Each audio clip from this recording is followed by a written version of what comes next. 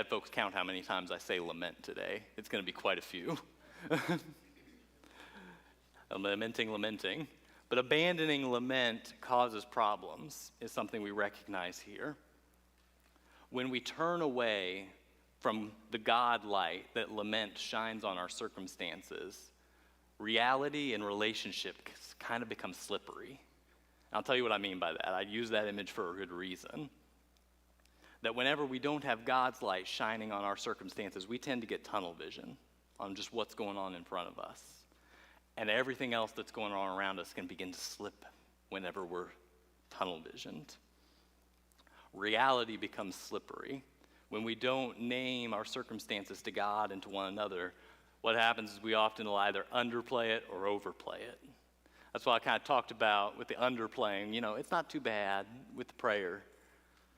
We can have a tendency to overplay things as well, to whenever we're so zoned into what's right now, not realizing the goodness around us and not realizing the support that we have available to us in one another and in God. When we name reality, it brings it into focus. You notice how, I said it before, the psalmist doesn't just acknowledge the mess that he's in. We think that this psalm was probably written somewhere around the time that the northern kingdom of Israel fell. That this was written as the Assyrians were coming in and taking over the northern kingdom of Israel. And this is a pretty messed up situation for them. The walls were broken down. God had brought them in, but now he's taken it away. What's going on, God? These questions, whenever we face evil, they just tend to pop to our minds. God, what's going on? I thought you were good. I thought you were in this world. I thought we were in your kingdom. What's going on?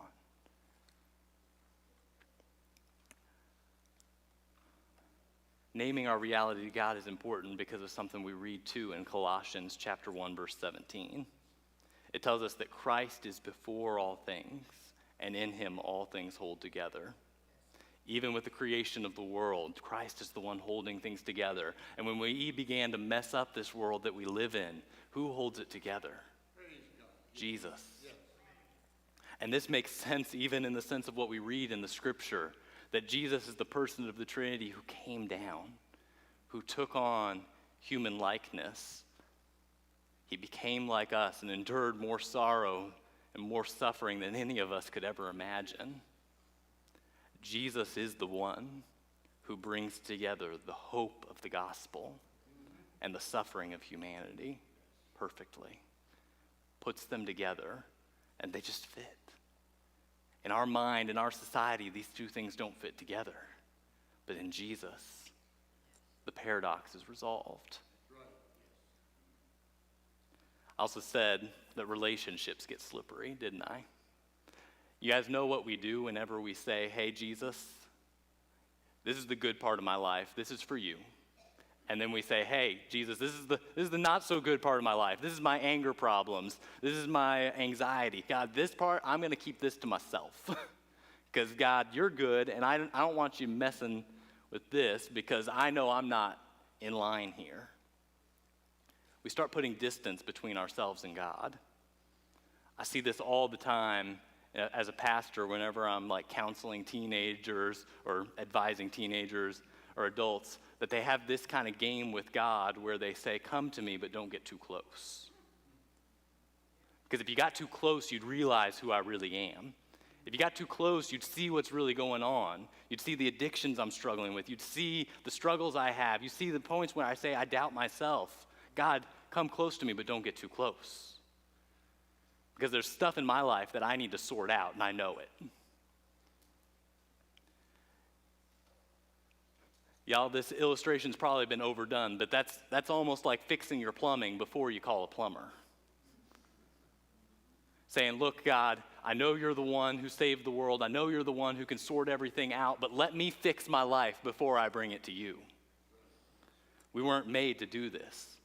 We were made to bring both our personal brokenness, the ways in which sin has affected our lives and broken us down, and the sins of the world, and put them before God to be seen in his light.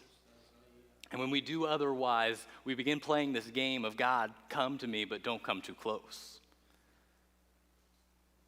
We often struggle to see how God fits into the negative parts of our life. But again, this is what Jesus is all about. And what his coming shows us is that the sorrow and the brokenness of the world are not incompatible with a God who loves us and is seeking to save us. I got a final observation for us today. And it goes right in with what we've been talking about, that God can handle our lament. I think sometimes we play that game. Like, again, God, come close, but don't come too close. Because you look at me and you look at the world around me and I see, God, I don't see how it all works. I don't understand. God, where are you? The psalmist seems to be saying, God, you brought us so far just to abandon us now. Where are you? In a psalm like this, there's an implicit understanding that God can handle our questions, that God can handle our doubts, that God can even handle our blame. You see the psalmist just throwing blame on God. If we've grown up in a church that tells us that this is unacceptable, then we've got a real problem with this scripture here. The Psalms are filled with more stories like this. It's something like 70% of our Psalms are Psalms of sadness. It's probably like 10% of modern worship